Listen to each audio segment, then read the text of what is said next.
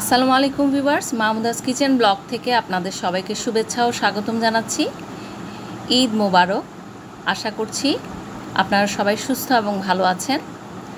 আলহামদুলিল্লাহ, আমি এবং আমার পরিবারের সবাই সুস্থ এবং ভালো আছি। আমরা এবারের ঈদটা করেছি গ্রামের বাড়িতে, আমার শ্বশুরবাড়িতে। শ্বশুরবাড়ির সামনের দিকটার পথের ছবিটা এখন আপনাদেরকে দেখাচ্ছি। ভীষণ চমৎকার, চারপাশ এত সবুজ আর রাস্তাটা পুরো পাকা। ভীষণ ভালো লাগে এই পথে হাঁটতে। ভিডিওটি ভালো লাগলে সাবস্ক্রাইব করে আমার পাশে থাকবেন, ফ্যামিলি এবং ফ্রেন্ডসের সাথে শেয়ার করবেন। আশা করছি ভিডিওটি আপনাদের ভালো লাগবে। আমার শ্বশুরবাড়ি চিওড়া 14 গ্রামে। ঈদের দিন খুব ভোরে ফজরের নামাজের পর আমরা রওনা দিয়েছিলাম। এই বাগানটি আমার শ্বশুরবাড়ির ঠিক সামনে। এখানে আগে অনেক বড় লিচু গাছ, জাম গাছ, কাঁঠাল গাছ, আম গাছ, ফলের বাগান ছিল। যে বাড়িটা দেখছেন সেটা বড় চাচাদের বাড়ি।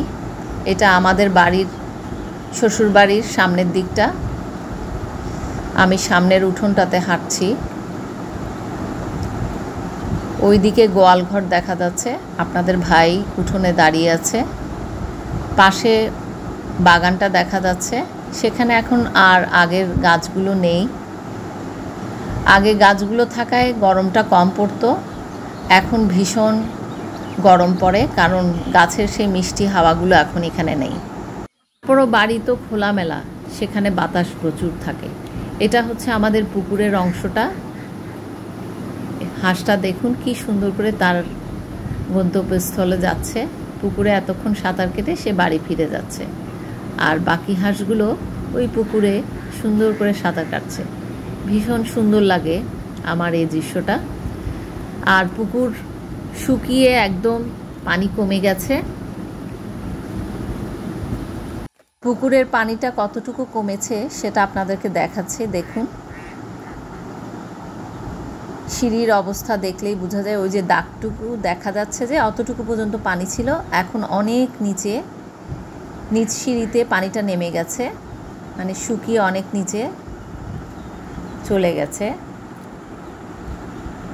পানি। এখন আরেক দল হাঁস এসে নামছে পুকুরে। দেখুন কি চমৎকারভাবে ওরা সিঁড়ি দিয়ে নামছে, দেখতে ভীষণ চমৎকার লাগছে। আমাদের মাঝে কত ঝগড়া হয়, সবাই কত একসাথে থাকলে লড়াই করা হয়। ওরা দেখুন কত চমৎকার একসাথে দলবদ্ধভাবে কি মিলেমিশে একসাথে সব কিছু করছে।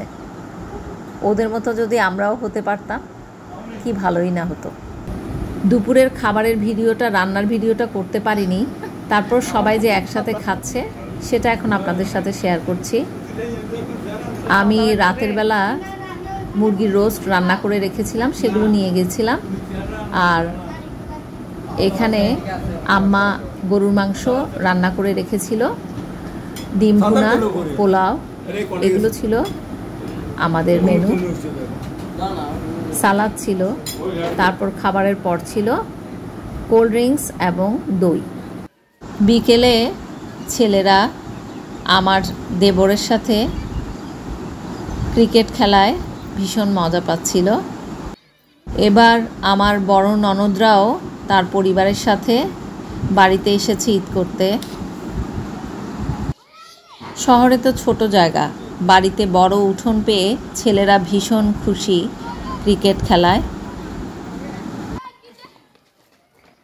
বিকেলের পর কখন যে রাত হয়ে গেল বুঝতেই পারিনি। দেখুন বাড়ির সামনের দিকটা আলোয় ঝলমল করছে,